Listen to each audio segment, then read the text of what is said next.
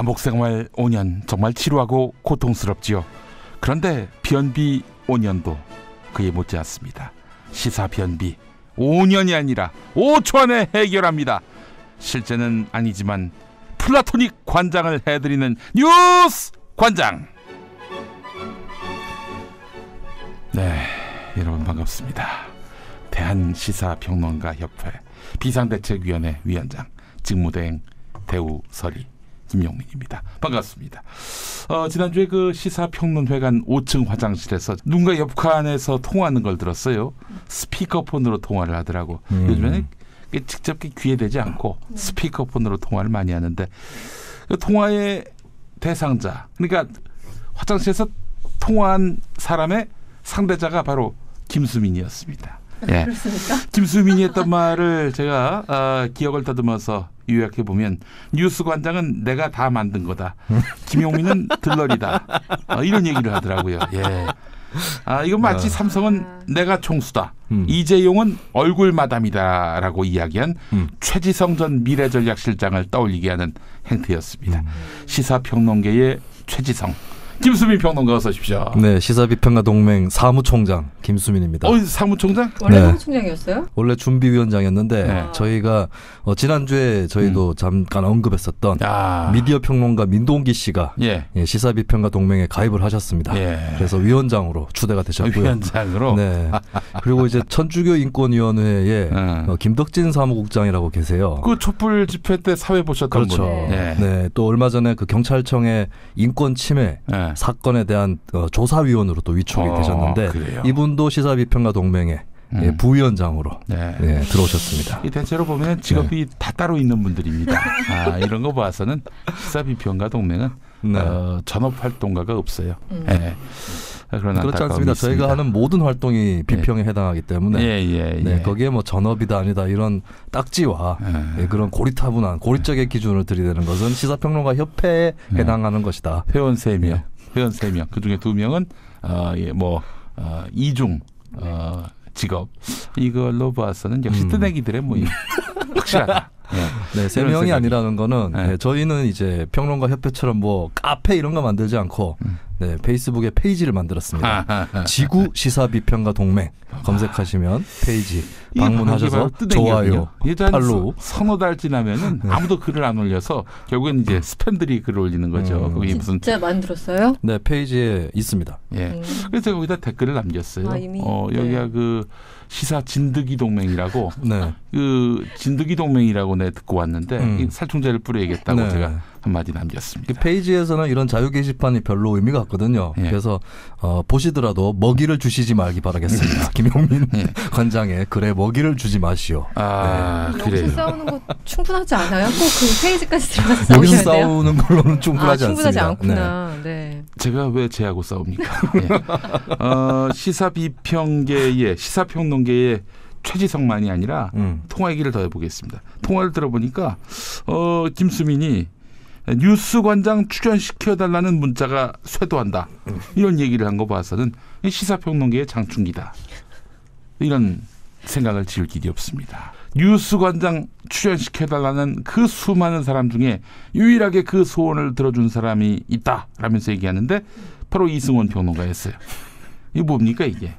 저도 나왔어요. 지금까지 보니까 김수민 말에 이견을 단 적이 단 한 번도 없었어요. 그래서 제가 봤을 때는 꽤 있었는데. 김수민과 공생관계다. 그래서 저는 이승원 평론가를 시사평론계의 주옥순.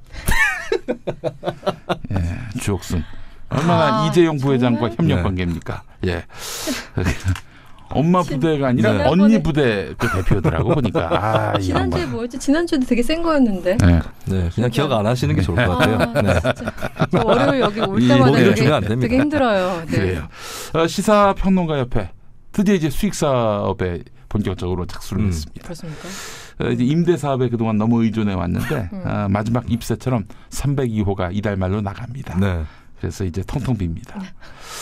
그래서 제가 302호 붙잡고 물어봤어요. 왜 나가느냐. 이분 얘기가 상수도관에서 바퀴벌레 나오는 건 참겠다.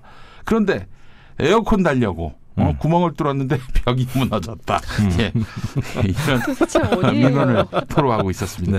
이 건물이 그 춘원 이광수 초대 회장이 기부한 건물인데 단 한 번도 리모델링하지 않고 쓰다가 여기까지 왔습니다. 예. 그래서 참 안타깝다 이런 생각이 들어서 저희가 이제 조만간 새로운 또 신수종 사업 시사 철학관을 개설할 예정입니다. 네. 302호에다가 그 에어컨으로 뚫린 벽은 이제 대충 천막으로 가리고 그렇게 해서 이제 내년 지방선거 앞두고 당락 여부를 묻는 정치 신인들을 상대로 영업을 할 겁니다. 네. 떨어질 것 같은 후보 아니 눈 먼 돈이 많을 것 같은 후보를 상대로 지금 떨어질 가능성이 높다. 복채를 더 많이 내야 한다. 삼신 할머니한테 성의를 보여야 한다. 이런 식으로 해서 최대한 끌어모아서 내년에 건물을 다시 쌓으려고 합니다. 같은 지역구에 갈 후보들한테 막 서로 될 것이다, 막 이렇게 얘기하고. 그렇죠. 예. 여간 뭐 이도저도 안 된다 그러면 이제 메인 스폰서를 정해서 대한시사평론가협회. 왜 요즘 지하철역도 보면은 땡땡역 하면은 그 괄호 열고 어디 입구 뭐 이렇게 돼 있지 않습니까? 네. 어디 입구 그 입구에 해당하는 거기서 일정의 어떤 기부금을 내면은 그게 바로 이렇게 부영명으로 넣듯이 대한시사평론가협회 밑에다가 괄호 열고 삼성시사평론가협회 해가지고 삼성으로부터 스폰서를 좀 받을 생각입니다. 이번에 보십시오. 지금 여론이 얼마나 매서웠으면 5년형 부족하다는 얘기도 많습니다만은 5년형이 나온 거예요. 만약에 여론 같은 거 신경 안 쓰는 시대라면은 그 어디 5년형 나왔겠습니까? 그래서 앞으로 언론의 도움, 시사평론가의 도움 없이는 이 매서운 여론을 다스릴 수 없다. 그래서 아마 2심에 가서는 이 시사평론가들의 도움을 구할 수밖에 없기 때문에 이참에 저희가 먼저 삼성에다가 제안서를 보낼 예정입니다. 네. 예. 제가 봤을 때는 2심 결과는 김용민 관장이 시사평론계의 김평호가 될 것이다.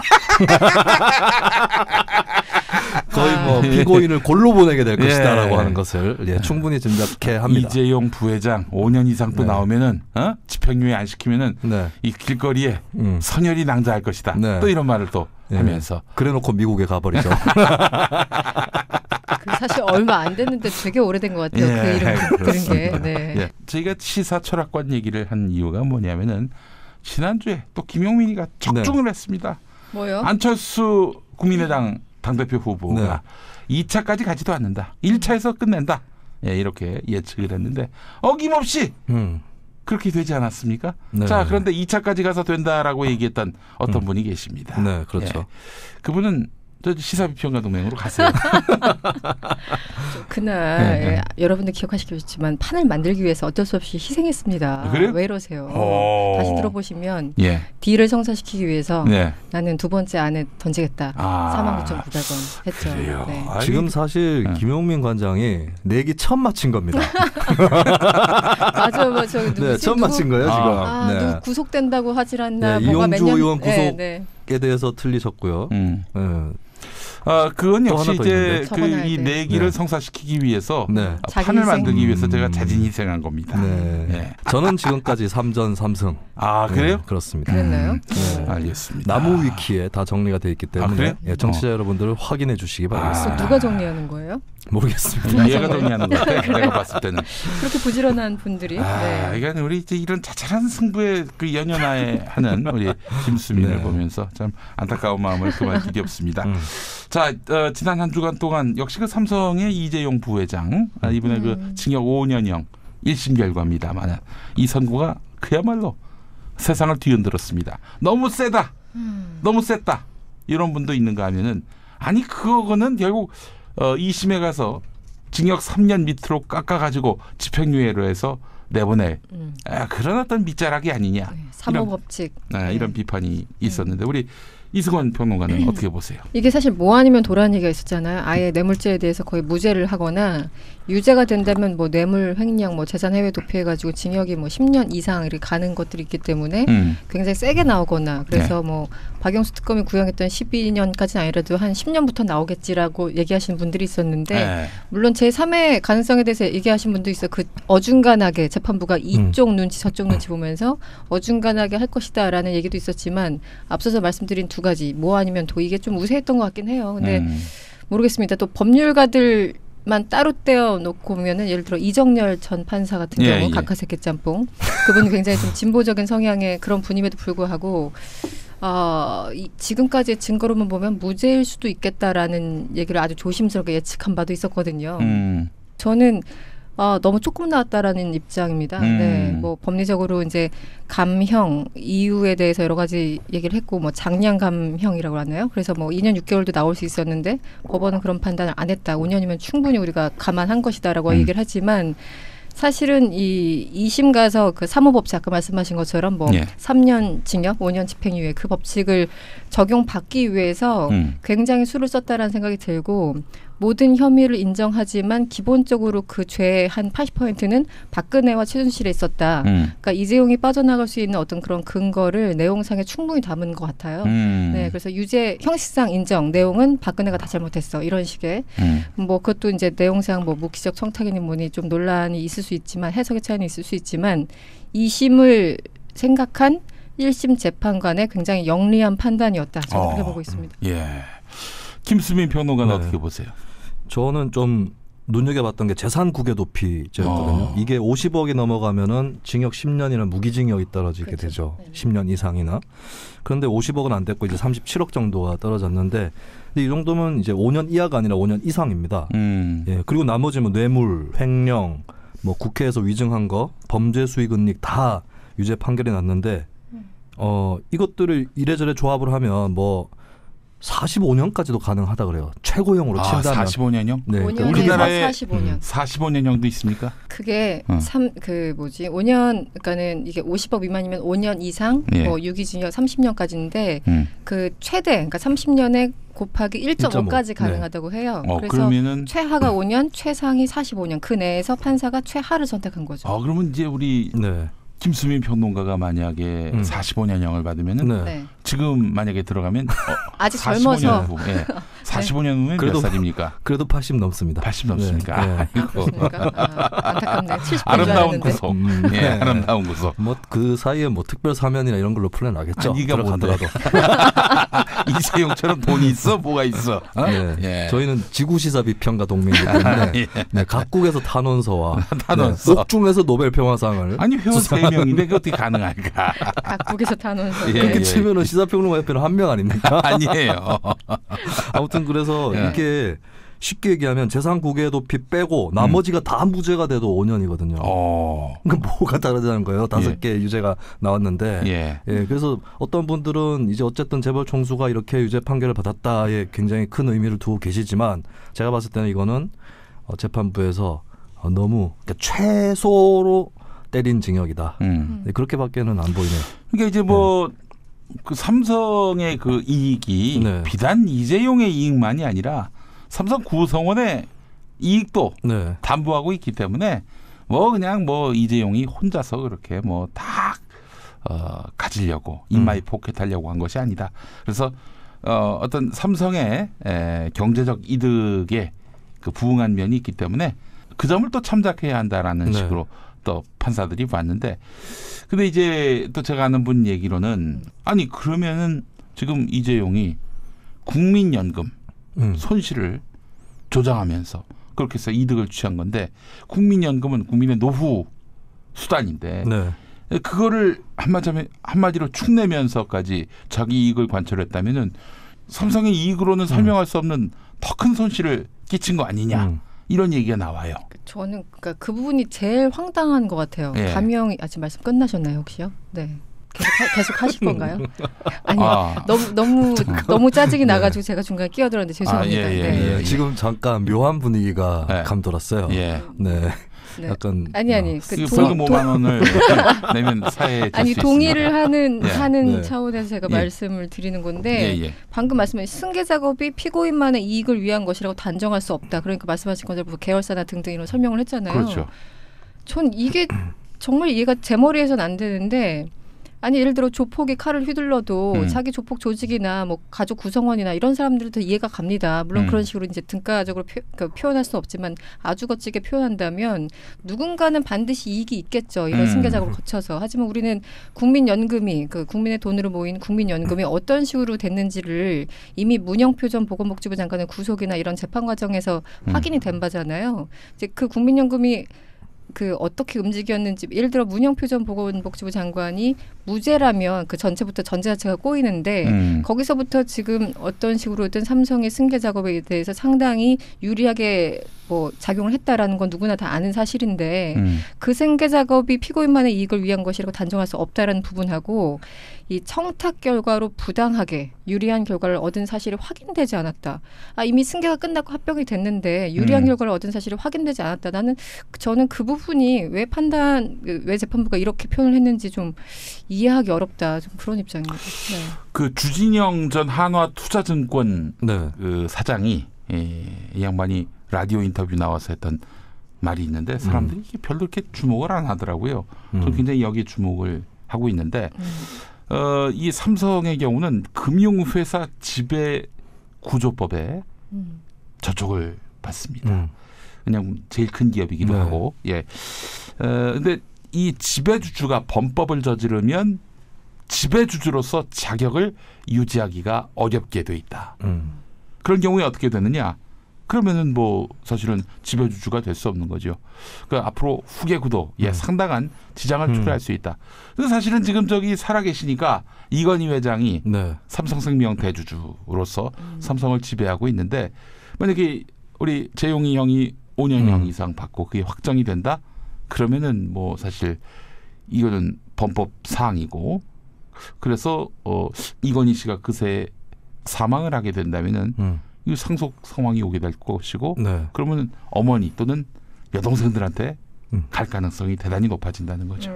그런 의미에서 보면 이재용 부회장으로서는 지금 5년형 나왔는데 너무 적다 이렇게 비판하는 여론에 신경을 쓸 겨를이 없어요. 예, 이게 지금 자기 삼성을 놓치느냐 마느냐 이 상황이기 때문에 2심에서는 무조건 어떻게든 감형을 받아서 좋은 시절이 오면은 사면복권 받고 그렇게 해서 삼성을 드셔야 하는 이런 절체절명의 상황에 놓이게 된 거예요. 근데 그 부친은 살아 계신지 잘 모르겠는 일단 게 살아 계신 걸로 돼 있잖아요. 사망 신고하기 전에는 이재용 부회장 본인이 법정에서 얘기를 하다가 아버님 살아 계실 적이라고 얘기를 합니다. 했다가 정정 비슷하게 했죠. 방청객들이 빵 터지게 되고 그 다음에 황급하게 건재하실 적에 바뀌게 되는데 저는 의심하지 않았는데 그 아드님이 그렇게 말씀을 하시니 그게 지금 뭐 전에 한겨레가 그런 보도를 했잖아요. 이건희 회장이 이제는 뭐 좀 의식이 돌아와서 뭐 걸어 다닌다. 복도를 다니다가 뭐 그런 보도 있었죠. 근데 그건 누구도 본 게 아니에요. 그렇죠. 의사 소견서로 나온 것도 아니고 그냥 삼성 관계자의 말이에요. 그런데 이재용 씨 판결 앞두고 나온 이 기사로 봐서는 그 맥락이 이렇게 짚혀져요. 뭐냐면은 이건희 회장이 살아계신다. 그렇죠. 이건희 회장은 삼성의 총수시다. 그런데 삼성의 총수가 따로 있는데 이재용이 총수 행세하면서 삼성을 대표해서 박근혜한테 뇌물을 먹였다? 말이 안 된다. 이런 알리바이를 만들기 위한 것 아니겠는가 하는 그런 해석을 저는 해보았습니다. 그렇죠. 또 진보 언론을 통해서 흘리면 조금 그럴싸해 보일 수도 있는 것까지 같이 노렸겠죠. 이런 비평, 이런 안목 이게 감히 범접하기 힘들다는 생각은 안 듭니까? 그건 누구나 다 하는 얘기입니다. 아닙니까? 시중에 이렇게 다 흘러다니는. 그때가 이제 SNS에 시중에 내가 먼저 흘린 거야, 내가. 흘리십시오. 제가 다음에는 단독 이렇게 붙여가지고 네가 먹게 SNS에 올리겠습니다. 알겠습니다. 근데 그게 한겨레 한 군데서만 나왔던가요? 네, 단독 기사로 나왔나요? 그래서 그때 그 네티즌들이 아니 사진이라도 하나 첨부하면 우리가 믿어줄 텐데 뭐 이렇게 이상한 시기에 이상한 기사를 내놓느냐 이런 네티즌들 반응이 있었던 거 기억이 나고 그때가 한참 이제 그거였죠. 그렇게 오래된 기사는 아닌데 이제 최지성 씨가 모든 거 다 내 탓이요 하면서 전략을 쫙 아예 변화시킬 때였잖아요. 삼성 변호인 측 전략이 그러니까 그 이재용 바보 전략. 그래서 이제 이 기사와 그 사람들의 변호 전략이 딱 맞물린다 뭐 이런 얘기가 있었던 것 같아요. 그때 그래서 사실은 이제 최지성이 내가 총수다. 사실상 이재용은 얼굴마담이다. 이렇게 얘기해놓고 그래서 결국 이재용이 뇌물을 건넨다 하면 박근혜한테 삼성 총수가 아닌 사람이 그냥 뭐 이건희 회장의 아들이 박근혜한테 건넨 것으로서 이건 뇌물 관계가 성립되지 않는다. 이런 알리바이를 만들기 위한 거 아니겠어요? 그거하고 비슷한 게 2000년 남북 정상회담 할 때 정상회담 한다고 발표한 후에 이걸 좀 반대하는 보수 언론 쪽에서 김정일은 지금 명목상 국가 원수가 아니기 때문에 정상회담에 김정일 안 나온다라고 찬물기 연기했던 거죠. 김영남이 나온다고. 그렇죠. 김영남이 나온다고. 그렇습니다.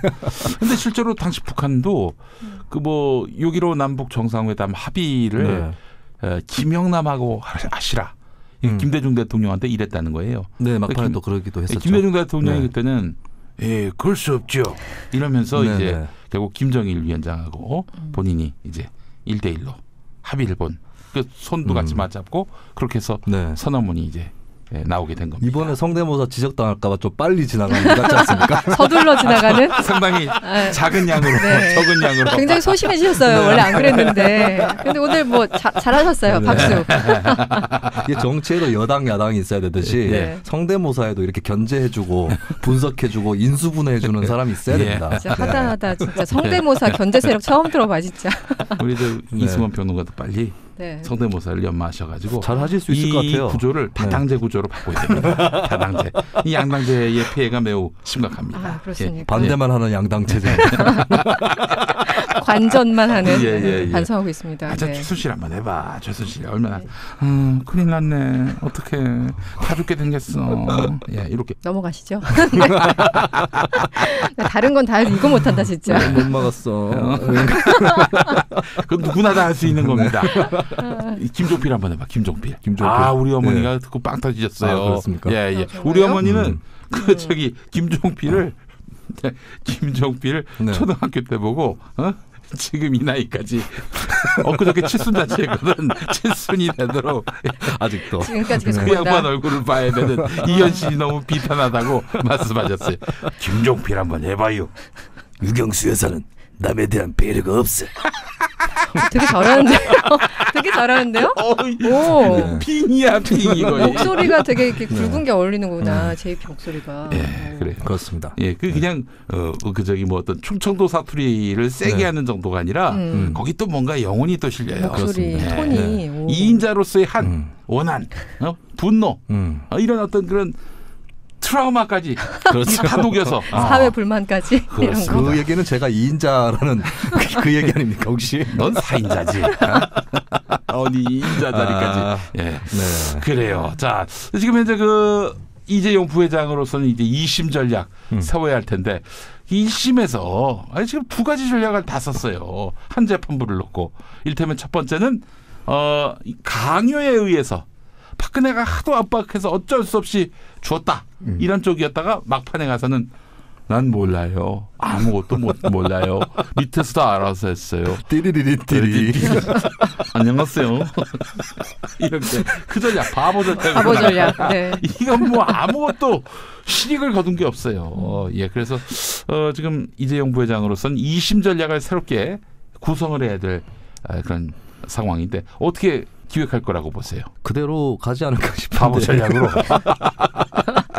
근데 바보 전략은 좀 빼고 갈 것 같아요. 지금 요번에 그 변호를 맡은 변호사도 상당히 표정이 안 좋게 돌아갔었고. 그래요. 이거는 변호인의 패배야. 완패야 그렇습니다. 완패. 그리고 이재용 그 부회장도 잘못 생각했던 것 같은 게 제가 선수 입장할 때 재판정에 싹 들어갈 때 엷은 웃음기를 띠면서 살짝 감추고 들어갔거든요. 그래서 제가 무죄 나오나? 근데 본인은 혹시 무죄를 믿고 있었던 게 아닌가라는 생각이 들어요. 그래서 이게 뭐 어디서부터 고쳐야 될지 참. 이거는 변호인부터 다 바꿔야 된다고 저는 생각이 듭니다. 왜 그러냐면은 이게 지금 이재용 주변에서 이 심각한 실상을 제대로 알려주는 사람이 없다는 얘기예요. 네, 그렇습니다. 예전에 지난번에도 말씀드렸는데 3월 9일이었나요? 박근혜. 파면 날이요. 파면 날. 3월 10일. 10일. 네. 9일은 대선 날. 3월 9일. 제가 또 미국 동부 시각으로 시차 생각을 했던 것 같습니다. 가로 열고 동부 시간 기준. 아메리칸 스타일이라서 자꾸 미국 동부 쪽으로. 자, 그런데 하여튼 그날 그 전날에 5단 케이크 5단 케이크 청와대로 들어갔다는 거 아니겠습니까? 당연히 이거는 뭐 기각 또는 각하로 나올 거라고. 실제로 KBS에도 이제는 국민통합이다라는 뭐 또 기획물이 이제 시달됐다는 제작하라는 그런 이야기도 있었고 저는 사실 진짜 그렇게 생각하고 있다라고 확신하게 된 게 3, 4일 전인가 조선일보 보면 사설이 실리는 난 그 밑에는 보수단체들이 이제 자주 광고를 내지 않습니까? 그렇죠. 그 광고를 보면은 신뢰할 만한 정보에 따르면 박근혜 대통령에 대한 탄핵 심판 기각 또는 각하로 나온다고 합니다. 이렇게 실제로 적혀 있었어요. 네. 기자들이 이걸 어떻게 알고 얘기를 하나? 그리고 또 이게 설령 사실이라도 아니 그걸 어떻게 할 수 있지? 그러니까요. 이런 생각을 해봤는데 아니나 다를까 그야말로 0대8로 그렇죠. 아주 퍼펙트하게 탄핵으로 결론 났죠. 그거를 이제 박근혜 대통령이 혼자서 방에서 보았다고 하더라고요. 늘 혼자서 방에서 보시죠. 뭐. 보는데 이제 당연히 될 줄 알고 당연히 기각 또는 각하일 줄 알고 딱 기쁜 마음으로 봤는데 파면한다. 이렇게 나오자마자 잠시 멘붕이 오더니 바로 전화를 들고 이제 전화했다는 거예요. 그 참모들한테. 아니 이게 어떻게 된 거죠? 어떻게 된 거긴 사실 그대로 파면당한 거죠. 예, 마찬가지로 그렇죠. 이재용 부회장한테도 회장님 뭐 이번에 잘 될 겁니다. 저희들이 충분히 약을 쳤습니다. 뭐 이런 식으로 보고한 것은 아닌지 그 엷은 미소의 의미가 과연 그런 것이라면은 주변에서 싫은 소리 하는 거를 이렇게 듣기도 싫어하고 하기도 싫어하는 이런 문화가 지금 삼성에 팽배한 것이 아닌가. 있는 그대로의 사실을 제대로 전달하지 못했기 때문에 이재용 부회장이 멘붕이 온 것이고 그건 뭐 또한 자업자 득이라고 볼 수밖에 없는 겁니다. 실제로 박근혜 주변에서도 뭐 고언을 한다든지 바른 소리 한다든지 아니면 실상 그대로를 이야기해도 바로 레이저 빔이 쫙 발사된다고 하지 않습니까? 또 우리 이재용 부회장은 또 과거에 또 그런 일들이 있었습니다. 주간동화인가요? 거기 실렸던 건데 한 번은 누군가가 하여튼 기분 나쁜 뭐 보고를 했을 리는 없을 것이고 여하간 마음에 안 드는 일을 하니까 참모인데 이 고층인데 뛰어내리세요. 아 그렇죠. 그런 얘기를 했다는. 저도 그 얘기 어디서 들었는데 같은 얘기. 그게 그 동화 주간 동화에 나왔던 근데 건가요? 그 기사가 사라졌어요. 사라졌습니다. 실종됐어요. 네. 그 기사를 쓴 기자가 뛰어내렸나? 그 기사가 없어졌어요. 그런 얘기 있잖아요. 그 이재용 씨 같은 경우는 이제 재벌들은 어렸을 때부터 그런 거 뭐 소위 말하는 태도나 이게 표정 이렇게 행동 방식 이런 애티튜드 같은 걸 많이 교육을 받긴 하잖아요. 그렇죠. 그래서 이제 이재용 대표적인 사람이라서 어떤 상황에서도 엷은 미소를 띄우는 게 늘 사진이나 이렇게 영상에 표출되는 모습이었는데 저는 그러니까 그래서 이제 이재용이 굉장히 뭐 마음씨도 좋고 어쩌고저쩌고 그런 이미지들이 쫙 있으니까 이제 그때 나왔던 얘기가 아니 사실은 겉에 이제 공개되는 곳에서만 그렇지 직접 뭐 사적인 생활로 돌아갔을 때 혹은 그 자기네들끼리 이제 비공개 회의를 할 때는 모습이 완전히 다르다더라 하면서 방금 말씀하신 그 얘기를 이제 하는 얘기를 어디서 들었어요. 이제 언론 앞에서는 김용민의 모습을 하다가 카메라를 꺼지면 김수민의 모습으로 돌아간다. 네, 표정이 굉장히 안 좋아지네요. 네. 침울해지고 더러워지는. 네, 그래서 저도 그 김수민 평론가가 지금 얘기한 그 사진을 봤어요. 그 재판장 들어갈 때 엷은 미소. 그래서 이 사람은 이제 평생 어쨌든 몸에 배워온 습관이니까 이 마지막 순간까지도 저 엷은 미소를 자기도 모르게 띄운 것일까? 아니면 지금 말씀하신 것처럼 좋은 얘기만 들었기 때문에 무죄를 확신했기 때문에 띄운 것일까? 저도 그 두 가지가 되게 궁금하더라고요. 근데 뭐 본인만 아는 거겠죠. 근데 엷은 미소가 나올 수 있다면요. 그건 여유롭다는 얘기고요. 일부러 웃음을 지었다기보다는 카메라 앞에서 딱 쓰면은 그 표정이 늘 하던 대로 나오는 건데 웃음까지 나왔다면 이 여유로움의 그 표징이 아니겠는가. 예. 어차피 뭐 듣고 싶은 그러니까 박근혜도 마찬가지지만 듣고 싶은 얘기만 듣잖아요. 이런 경우 극단적인 상황인데 박근혜 같은 경우는 듣고 싶은 얘기만 듣는 게 아니라 주변에서 제대로 된 얘기를 해주는 사람이 없었기 때문에 더 문제고. 그렇지. 이재용은 모르겠습니다. 한두 명이라도 뭐 있을 수 있으나 지금 왜 그 이재용 재판 가까우면서 대부분의 언론에서 이재용한테 되게 유리하게 글 많이 나왔잖아요. 법정 인용해 가면서 아마 그런 식으로 이렇게 확증 편향이라고 하죠. 그쪽 얘기만 쫙 해가지고 아 이런 보도도 나왔고 저런 보도 나왔고 이런 식으로 설명을 했기 때문에 아마 무죄를 속으로 확신하고 있었던 것이 아닌가. 뭐 이런 생각이 들어요. 이재용 부회장을 젊었을 때 이렇게 편한 자리에서 만났다는 사람한테 얘기를 들은 적이 있는데 그거하고 비슷한 경험이 있던 사람들이 다 비슷한 얘기를 하는데 사람이 좋더라라고 얘기를 해요. 젊었을 때는. 근데 재벌답지 않게 뭐 이렇게. 네, 재벌답지 않고 소탈하고 막 얘기도 이렇게 스스럼없이 되게 웃어가면서 하고 어떤 사람 뭐 하숙방 같은 데서 만났다고. 네. 그런데 그 가문의 어떤 특성이나 또 주변 측근들의 문제 이런 것들이 겹쳐지면서 이제 나이가 들면서 그런 인격체로 좀 변한 게 아닌가. 그리고 그 이재용 씨 변호 전략은 저는 충고하자면 한 가지밖에 없어요. 예. 지금까지 이재용 씨가 이 재판을 받아오면서 밝혔던 사과나 유감은 그냥 일이 이렇게 되어서 면목이 없어 죄송합니다 수준이었거든요. 예. 그러니까 잘못한 것이 없다라는 뜻입니다. 이제 인정하는 것이 그나마 최선의 변호 전략이 아닐까. 야. 솔직히 뭐 이렇게 할 수도 있죠. 솔직히 뭐 일일이 모든 게 뇌물은 아니었지만 이런 행위를 하면서 정권이 좀 잘 봐주지 않을까라는 기대감은 갖고 있었고 그런 생각을 가진 건 잘못이었다.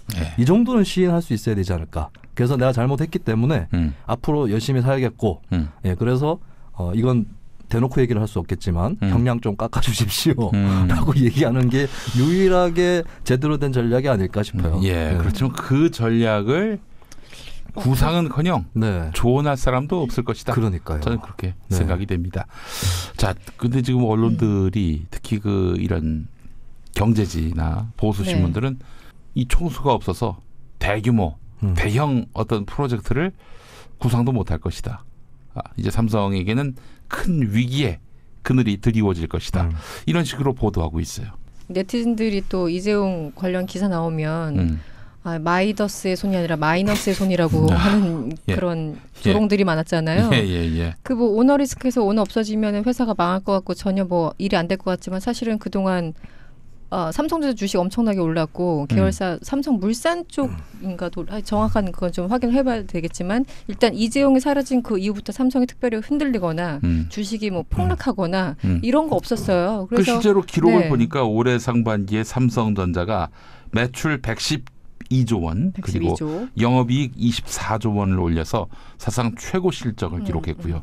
또 뭐 금요일 지난 금요일에 이제 판결이 나왔을 때도 2만 원 정도 주식이 빠졌어요. 200만 원이 넘는 한 주 가격에 비하면 이제 뭐 한 2만 원 돈 정도 0.5%인가 밖에 떨어지지 않은 그런 0.05%인가요? 뭐 그 정도밖에 되지 않는. 모르겠습니다. 그 이제 판결이 그 지난 금요일 날 2시 반부터 시작돼서 대략 1시간 정도 흘렀잖아요. 그러니까는 장마감이 3시간이니까 되게 애매한 시간이긴 했었는데 어쨌든 이제 그 유죄로 분위기가 좀 조성이 되니까 삼성물산하고 이런 쪽은 그 시간 무렵에 잠깐 빠지고 제가 드리려고 하는 말씀은 재밌는 게 호텔 신라 이부진이 하는 호텔 신라는 또 올랐다 그런 얘기가 있더라고요. 3시 그 무렵에 저도 방송 준비하고 있었는데 PD가 인이어로 삼성물산 떨어지고 하여튼 호텔을 올랐대요.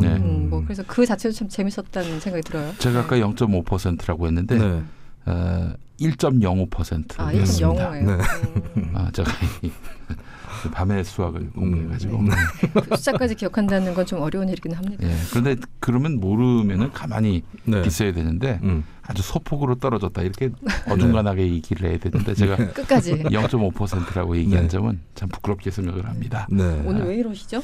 이런 분이 아니셨는데 이제 사실은 이제 많은 사람들이요. 이렇게 0.5%로 얘기해놓고 나중에 문제가 되기 전에는 알 수도 없잖아요. 누가 그걸 검증합니까? 그냥 넘어가는데 저는 이렇게 양심 있는 사람이라서 다 얘기합니다. 이게 제가 아까 말씀드렸던 이재용 씨는 이런 변호 전략을 취해야 한다라는 그 태도, 잘못을 인정하고 가는. 잘못을 인정하는. 그래. 모처럼 좋습니다. 지상파로 복귀하신다더니 좀 달라지신 것 같아요. 그 시그널이었군요. 지금 말씀하셨던 게 신라 호텔인데 저는 앞으로 관심이 이 부분을 정확하게 짚어주는 언론이나 사람들을 못 본 것 같은데 홍석현 중앙일보 전 회장과 홍라희 관장하고 이재용 부회장이 사이에 불화가 굉장히 심하다. 이런 얘기가 있잖아요. 있었죠. 정확하게 확인이 안 되고 있어서 앞으로 이 관계가 어떻게 풀려날지도 되게 저는 관심이 갑니다. 일설에 의하면 홍라희 씨는 딸인 이부진을 편애하고 그래서 최순실 씨가 박원호 승마협회 전 전무한테 가서 지금 상황이 이런데 우리는 이재용 밀어야 된다. 이렇게 말했다는 얘기가 있잖아요. 그래서 양쪽 간에 불화가 있다는 것은 뭐 상당히 많이 퍼지고 있는 사실인데 어느 쪽이 힘이 더 셀지 어떻게 정리가 될지 이런 부분도 되게 관심이 갑니다. 양측이라는 게 그러니까 이 홍라희 씨랑 이쪽 집안하고 그 홍석현 씨 집안 홍라희, 홍석현 내지는 이부진 이거 한 축이고 반대 축에 이재용. 네. 그럴까? 그거 잘 모르겠네요. 뭐 또 여러 설이 있어요. 또 그 이재용 씨의 실질적인 매니저, 좋은 말로 매니저. 좋은 말로 매니저. 저는 매니저라고 했습니다. 매니저 같은 분이 바로 어머니다. 어머니의 뜻을 잘 따르는 효자다. 이런 얘기도 있어요. 시장에서는. 두 분의 그 갈등 관계로 보는 이들이 있는데, 하여간 이게 뭐 어떤 것이든 지금 이건희 회장이 부재한 탓에 벌어진 일이 아니겠는가 이런 생각이 듭니다. 그렇죠, 기본적으로는. 네. 근데 참 재밌는 일이 뭐냐면요. 그 얼마 전에 그 제가 그런 일들을 한번 좀 말씀드린 적이 있었죠. MB가 김경준으로부터 140억을 끝내 돌려받았다. 끝내 돌려받으면은 결국 MB는 BBK의 피해자가 아니라 최소 종범이다. 이런 말씀을 드렸습니다. 자, 그런데 이런 MB와는 달리, 돈에 집착하는 MB와 달리 이건희 회장 보십시오. 2007년 비자금 사건 터졌을 때 그때 이제 중앙일보도 실소유주가 이건희 회장 아니냐 이런 얘기가 나오니까 뭐 사실 서류상으로 보면은 완전 홍석현 회장 걸로 돼 있지만은 이건희 회장이 실소유주 아니냐 이런 말이 나왔는데, 이건희 회장이 바로 중앙일보는 일찌감치 홍석현한테 넘어갔다. 계열에서 분리됐다. 이렇게 얘기를 했어요. 이로써 이건희 회장이 중앙일보를 그냥 포기한 셈이 됐고, 이로써 홍석현 회장은 가만히 앉아 있다가 어마어마한 큰 얼떨결에 이득을 보게 됐다. 이런 얘기가 있습니다. 야, 이거 누구 거야? 내 거 아닌데. 그래서 이제 그러다가 이제 나중에 진짜 이재용 씨가 뭐 아버지도 아니고 말이죠. 자기 아들인데 아들임에도 불구하고 박근혜가 계속 물어본 거 아니에요. 왜 중앙일보 JTBC 보도가 그 모양이냐. 그 3차 독대에서 2016년 2월. 그러니까 이제 그 이재용 씨가 아니 그는 삼성하고 무관한데요. 저희도 상관이 없는데요. 이렇게 얘기해도 안 믿었던 거 아닙니까? 선수들은 다 안 믿었던 거예요. 그때 그렇게 홍석현 씨한테 다 중앙일보가 넘어갔음에도 불구하고 선수들은 안 믿었던 거야. 그런데 결국에는 뭐 지금 완전히 계열 분리가 된 상황이고, 그건 뭐 JTBC가 삼성 비판하는 기사를 싣고 또 삼성이 거기 화가 나가지고 JTBC에다가 광고 안 주고. 이런 상황으로 지금 표징되고 있는 거 아니겠습니까? 광고 여기저기 뭐 많이 끊겼죠, 사실은 삼성이. 박근혜 머리에서는 이해가 안 갔을 거예요. 그게 그 모든 것이 다 연결돼 있을 거라 생각하는 70년대 사고 방식이니까. 또 이제 박근혜는 내 이름은 없더라도 내 건데. 이런 것들이 얼마나 많았습니까? 이 나라가 본인 거잖아요. 영남대가 그렇고 말이죠. 정수장학회가 그런 거 아니었어요? 그런데 뭐 니들이 솔직히 마음만 먹고 얼마든지 핸들링하면은 니네들 걸로 다룰 수 있는데 왜 JTBC 저렇게 내버려 두느냐라는 게 이제 불만 아니었어요. 그렇죠. 자, 이런 거 보면서 참 MB는 나중에 이게 어떻게 부메랑으로 돌아올지도 모를 그런 상황에서 그 140억 아니 그분한테 140억 이게 돈입니까? 그러니까요. 그러니까 그렇게 어마어마한 재산을 가진 사람들한테 140억이 별거 아닐 거라 생각하고 우리 같으면 귀찮아서라도 오해받지 않기 위해서라도 그냥 모른 체 할 텐데 끝까지 받아내는 그 꼼꼼함, 그래요? 부지런함 참. 저 140억 주세요. 아니 예를 들어 오해받지 뭐 조 단위의 돈이 있다면 우리처럼 이렇게 월세 전세 내고 이런 사람들은 좀 힘들죠. 포기하기가. 140억 주세요. 나중에 생기면 꼭 주시기 바라겠습니다. 하여간 오늘 또 저희 주마간 산식으로 또 삼성에 늘 그랬죠. 늘 이야기를 했는데 아까 전에 좀 짚고 넘어가야 될 게 하나 있긴 한데요. 그러니까 삼성이란 회사 자체에 도움이 되는 거였다. 피고인 한 명이 아니라 그런 얘기가 나오는데, 박근혜 탄핵 그 판결문에 보면 이제 기업 경영의 자유와 재산권을 침해했다 이 부분이 나오거든요. 이걸 가지고 마치 이제 삼성은 피해자다라고 해석하는 분들이 계신데 삼성과 이재용을 동일시하면 안 됩니다. 이번에도 보면 횡령해가지고 재판에서 인정된 것만 64억 횡령이 나왔고, 이런 와중에 회사 경영이 잘 됐겠습니까? 그렇다면은 이재용 부회장 역시도 기업 경영의 자유와 재산권을 침해한 장본인이라는 것이죠. 그 점을 좀 상기를 시켜드리고 싶습니다. 이승원 평론가. 저는 아까 대략 얘기를 뭐 말씀을 드린 것 같고 어쨌든 이 명시적인 요청이 없었다라는 게 이번 재판부의 설명이었는데 아마 변호인들은 2심에 가서 이 부분을 강요에 의한 것이다. 그것을 조금 달리 생각하면 강요라고밖에 볼 수 없다. 이런 어떤 전략을 세우지 않을까라는 생각이 들고요. 다시 말씀드리지만 아까 재판부가 해명한답시고 나왔던 승계 작업이 피고인만의 이익을 위한 것이라고 단정할 수 없다. 이 부분이 가장 황당하고 부당하게 유리한 결과를 얻은 사실이 확인되지 않았다. 이미 승계 작업은 끝났는데 유리한 결과를 얻은 사실이 없다라는 이 설명 자체가 저는 굉장히 좀 모순적이라고 보기 때문에 하여튼 제 장식에는 이해가 안 갑니다. 그래서 이것을 2심에서 얼마나 합리적으로 국민에게 좀 설득을 할 수 있을지 그건 재판부의 역량에 달려있다고 생각합니다. 네. 그래요. 1심에서 사실 5년의 실형이 나왔다는 거 이것도 사실 촛불 민심 또 여전히 그 사그라들지 않는 그 민심에 대한 고려의 결과 아니겠습니까? 결국 2심도 최대 변수는 국민들이 얼마나 이 재판을 관심을 갖고 지켜보느냐.